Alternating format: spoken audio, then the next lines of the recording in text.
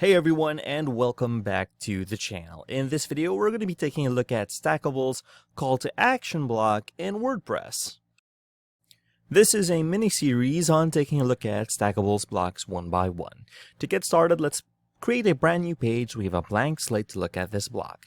If you're on your website, you'll have this, and you're logged in, you'll have this top toolbar. Hover over the new button and click on page. Alternatively, if you've logged in with your username or password, that is, from the back end, you'll end up on your dashboard. Simply hover over onto your left-hand sidebar, hover down to Pages, and click on Add New Page.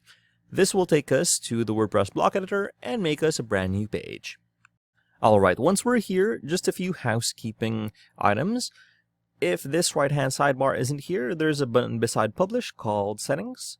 Just click on that because this is where we will toggle and configure our block. Next, let's go ahead and give our page a title just to keep things organized. Stackable call to action test. Okay. And finally, let's go ahead and add the block itself. There's this blue button over here with a plus icon called the block inserter. Click on that. If it doesn't appear up here, we can either search for it or scroll down, but since Stackable is here, call to action is right here. Let's go and drag and drop that into our workspace. Let's close this real quick just so we have more space to work with. We have a few different options, but these are grayed out because we only have Stackable free. Let's just go ahead and take a look at the default one. And you can see we have our call to action. Now, if we clicked outside and deselected it, we can click on here, and our parent block here is called call to action. Now let's take a look at the settings. We have layout style advanced, layout. We can change the block width and the content width and the content alignment. We can change the minimum width and the minimum height, and content maximum width. We can change the alignment. We can change the block direction from horizontal or vertical. Inner block justification here, inner block alignment, I think that's fine, and an inner block gap. Okay, we can close this, and we have block size and spacing, but this is just margins and paddings for the whole block itself. Let's close that.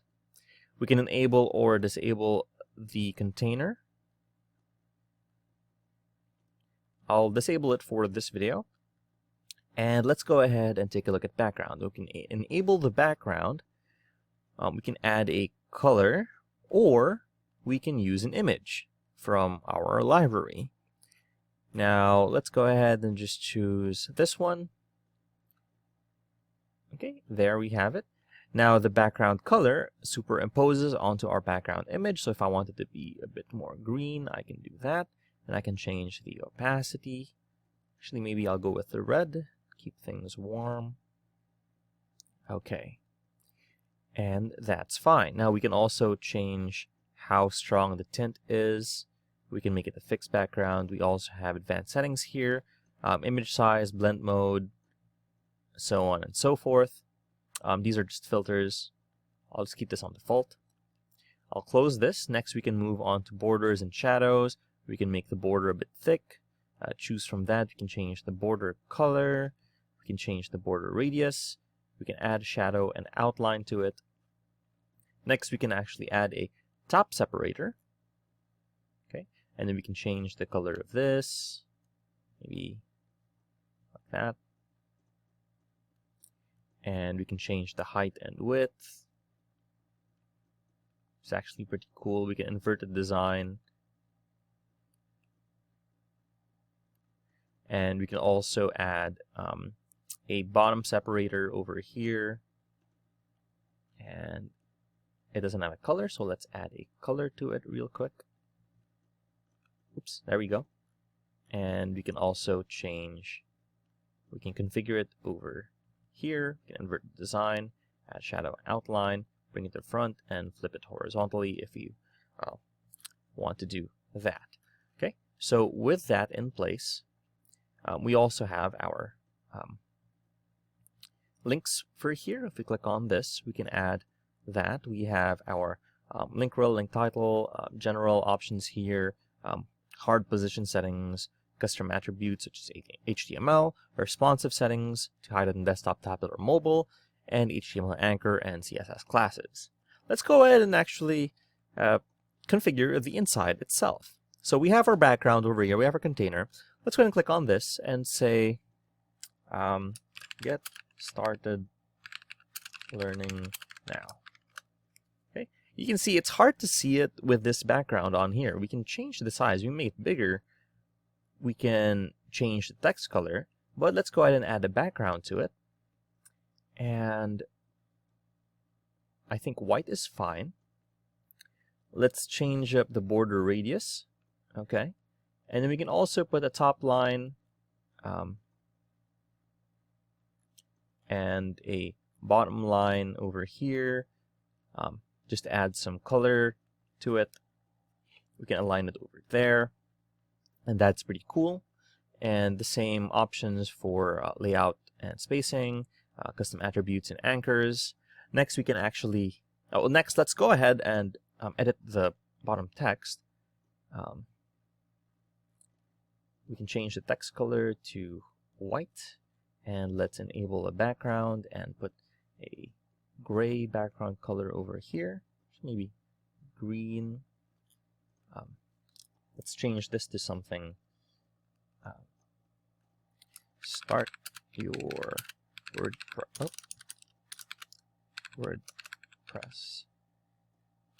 journey with website assets.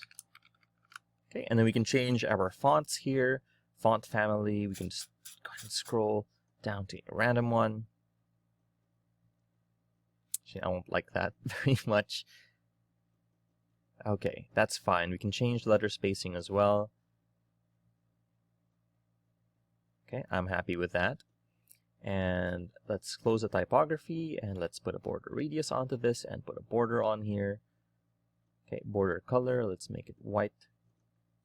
I'm happy with that. Next, let's configure the button. We have some options over here with the button. With the layout, we have our spacing, and then we have our style. So we have different options over here. I'll keep it on default. We have some effects over here. I'll change it to lift and scale. The link will be our About Us page. Open it in a new tab. The button colors, let's make it stand out a bit. Make it a bit more red. Text color, let's make it white. We can change the button size and space. We can add a radius to it. Okay, we can actually change up the minimum height to make it a bit bigger. We can add some padding to it on the sides. Okay, and let's go ahead and change the icon to something a little interesting. Check. And probably this one would be cool. And we can change the icon color to be white as well.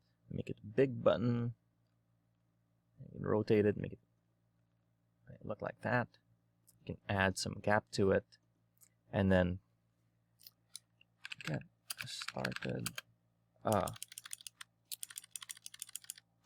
want to know how. Okay, and then we can make it bigger. And let's change the font again. Make it a bit bigger, okay. Alright, and then we can add a background to this and borders and shadows to the background, but I don't want to. I'm happy with this. So let's go ahead and save our changes and see how this looks like on our website. Okay, with our changes saved, let's go ahead and click on View Live Page and take a look at our call to action in our website.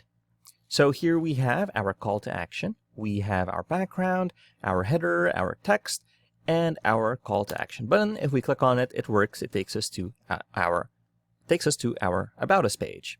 So there's Stackable's call to action in WordPress. If you found this video helpful, please leave a like, comment, and subscribe to our channel, as it really helps us out with the YouTube algorithm. Show this kind of video to other nerds like us.